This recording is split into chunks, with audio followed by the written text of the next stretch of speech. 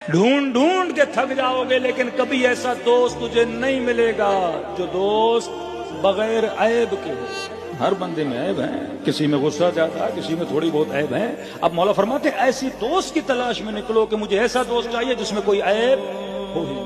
فرماتے ہیں اکیلے رہنے سے اچھا ہے کسی صالح بندے کو اپنا دوست بنا دو۔ اب ہر بندے میں عیب ہیں، دو عیب تمہارے اندر ہیں، دو اس کے اندر، لیکن کسی فاسق کو نہ بنانا، فاجر کو نہ بنانا۔ جسے بھی دوست بناتے ہو یہ توقع نہ رکھا کرو کہ اس کے اندر کوئی عیب نہیں ہے، یا اس کی ذاتی زندگی کے اندر نہ جھانکا کرو کہ آج میرے ساتھ تھا، کل کہاں گیا تھا، رات کہاں گزاری تھی۔ تمہیں جاسوسیاں کرنے کی ضرورت نہیں ہے، بس اگر معاشرے میں مسجد میں آنے والا ہے، نمازی ہے۔ معصوم فرماتے ہیں دو چیزیں دیکھا کرو۔ مولا کون سی چیز؟ فرمایا ایک دیکھا کرو وفائے عہد کرتا ہے کہ نہیں، زبان کا سچا ہے کہ نہیں، امانت دار ہے کہ نہیں۔ اگر یہ دو خصوصیتیں اس کے اندر ہے، یہ اس قابل ہے کہ اسے کیا بنایا جائے، دوست بنایا جائے۔ ہمارے مولانا کہتے ہیں کہ جوان تنظیمی جوان تھے، ایک جوان مسجد میں نماز پڑھنے آ رہا تھا، تو اسے کہا جناب آپ مسجد میں نہیں آتے، آپ جلوس میں نہیں آتے، آپ دفاع مقدس کے جلوس میں نہیں آتے، ہم مرکزی پروگرامز کرتے ہیں، آپ یہاں پہ نہیں آتے۔ اس نے کہا بھائی ان پروگراموں مجھے جانا پسند نہیں ہے، میں نہ دفاع مقدس میں آتا ہوں،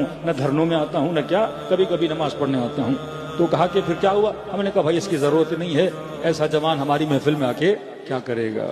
عالم نے کہا اسی کو تو لاؤ محفل میں۔ اگر یہ تمہیں جھوٹ بولتا کہ مجھے پسند ہے تو برا تھا، اس نے تجھے کیا بتایا؟ سچ بتایا کہ جناب ایسی جگہوں پہ میں نہیں جاتا، مطلب زبان کا کیا ہے؟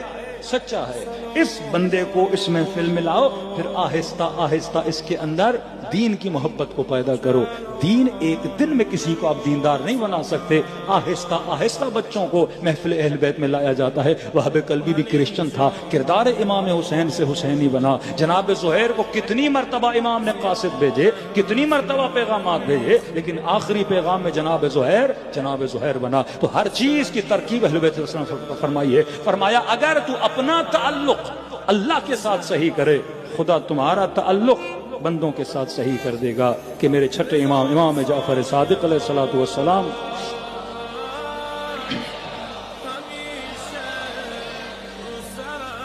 فرمایا کہ اگر مسائل ہیں، دنیاوی مسائل ہیں، رزق کے مسائل ہیں، اللہ کے ساتھ صحیح ہو جا، خدا تیرے یہاں کے سارے مسائل حل کر